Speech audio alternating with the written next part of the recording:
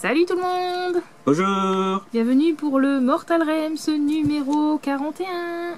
bonne année. Bonne année, bonne santé. J'espère que vous avez passé de bonnes fêtes. Ouais, nous ça a été... bon, ça a été. Donc on est reparti pour 2022 et les 40 derniers numéros du coup. Voilà. Là, enfin celui-là on l'a vu en décembre. Hein. Bon, on a pas eu le temps de tourner. Donc dans celui-ci, des renforts Stormcast Eternal, Internet de Rage. C'était là encore une partie donc, de la boîte de 2015, la V1. Qu'on peut retrouver maintenant pour 65 €, hein, la partie Stormcast de cette boîte là. Donc on verra les grappes après. Le dépliant, on regardera après. Donc on a le petit topo donc, sur les seigneurs relictors, hein, les lords relictors qu'on a fait avant. C'est un petit peu les gardiens des esprits des Stormcast. Hein. Comme vous le savez, les Stormcast quand ils sont tués, ils sont reforgés par la foudre, enfin sur l'enclume éternelle. Et du coup, eux, c'est un petit peu les gardiens des armes sur le champ de bataille.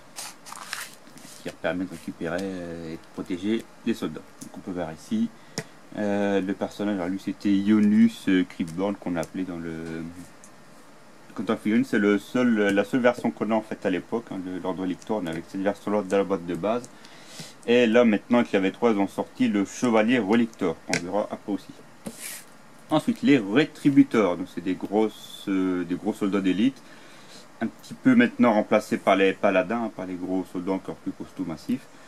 Dans la boîte de base, il y en avait 3.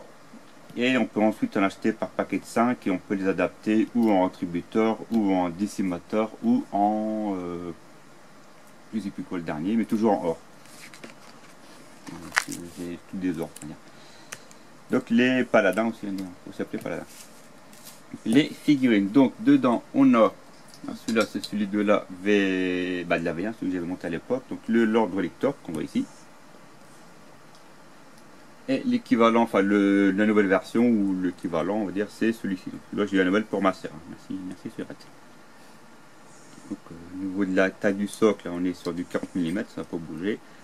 Au niveau de la figurine, on a bien changé. Hein. Il y a plus la grande bannière avec le squelette et tout. Lui c'est un seigneur, lui c'est un chevalier. Donc qu'est-ce que ça joue au niveau de règles, je ne saurais pas dire, j'ai pas le livre d'armée V3, j'ai pas encore toujours. C'est plus tard, on verra bien. Ensuite on a, alors je n'ai ramené qu'un, j'ai pas tout ramené. Il y a celui-ci, le paladin, le rétributeur qui est ici, avec le gros marteau. Et donc la grappe proprement dite, elle est comme ceci.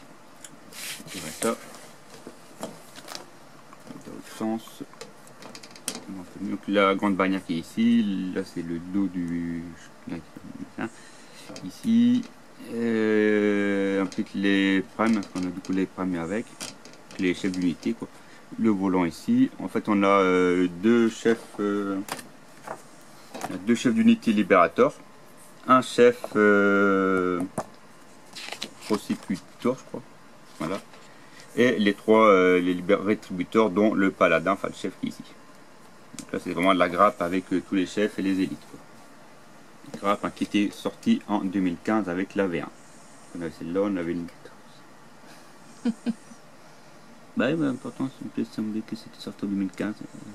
Oui, enfin bon, 2015-2015, plus l'année après, hein. Ça passe tellement vite. Bah du coup, tu me mets un doute. On verra bien. Je vérifierai par la suite. Hein. Voilà.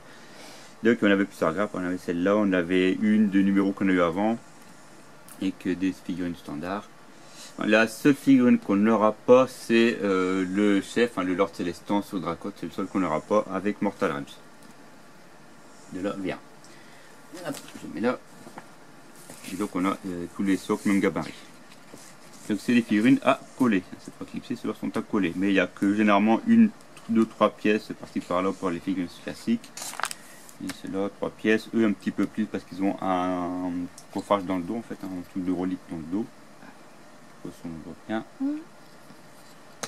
Celui qui est un petit peu plus long, c'est le Relictor parce qu'il est un petit peu plus délicat. Surtout que la pièce ici en fait, je sais qu'à l'époque j'avais galéré à le coller parce que je voyais pas le sens qu'il fallait la mettre. Il est un petit peu bizarre. C'est celle qui est ici en fait. Je sais qu'à l'époque j'avais galéré avec cette pièce là, bien c'était celle-là, je ne sais plus. Il y avait une pièce qui me semblait un peu bizarre et j'arrivais pas à la placer. Donc là, ils disent de la coller après l'avoir peint. Je vous conseille de le peindre avant de le coller après. Chose que je ne fais jamais. Donc, Manu me dit tout le temps. Ensuite, le guide de peinture. Donc on est toujours à peinture habituelle, hein, le rétributeur en 3 couches dilué, le shader, le brossage à sec. On passe un peu vite, hein. Les peintures, on peut voir que ça commence à bien s'agrandir, hein, la liste. Les guides de peinture sont de plus en plus longs, jour dans les mortales. Ensuite, une fois que c'est terminé, ça rend comme ça. Et on profile par la suite avec les peintures qui arriveront plus tard. Les chartes d'unité du Seigneur Elector, des rétributeurs. Et là, du coup, dernière, ils ont fait donc l'orage guérisseur et l'orage foudroyant du relictor. En fait, hein. Donc, ils ont mis des capacités à lui. Et eux, ils n'ont pas forcément décrit derrière. Le scénario, les plaines vert-de-gris. Donc toujours, on arrive du coup dans le royaume Chamon, le royaume du métal. Avec toujours 2 tapis, hein, forcément ça commence à s'agrandir, des armées. Donc maintenant on a vraiment 2 tapis pour aller ensemble. Toujours en infériorité numérique pour les Stormcast, hein, comparé. Hop, que là. Wow, ils sont toujours en infériorité numérique, mais ils sont plus costauds, c'est pour ça aussi. Le numéro 42 qu'on a eu, je sais plus quand, ah si, en décembre, c'est là. Enfin bref, donc le 42 de l'ailleurs, donc le frais d'éclaircissement. Et le 43, on retrouve une partie de la boîte de la V2 qu'on avait. Donc les renforts sacro-saints. Donc voilà. Ah oui, et le dépliant du coup sur le royaume du métal.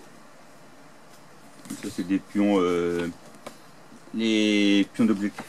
Donc le royaume du métal, hein, Chamon, je sais pas comment on dit. En dépliant sur 3 pages. Avec des lieux importants, les lieux notables, donc lieux importants. On peut vraiment voir que c'est comme un tourbillon en fait. Donc, les lieux importants, les Magna Carandron, donc les nains des bateaux volants, comme ça s'appelle, ceux qui volent sur le bateau volant. La divinité Gogni, divinité du métal. Les guerres éthériques entre les peuples volants des Caradrons et des Tsench qui s'affrontent dans les airs. Ils avaient fait d'ailleurs une boîte avec ces 2 personnages-là. Et les disciples de Tsench qui aiment bien aussi tout ce qui est métal, hein, pour leur divinité, leur magie. Donc voilà ce qui finit le 41.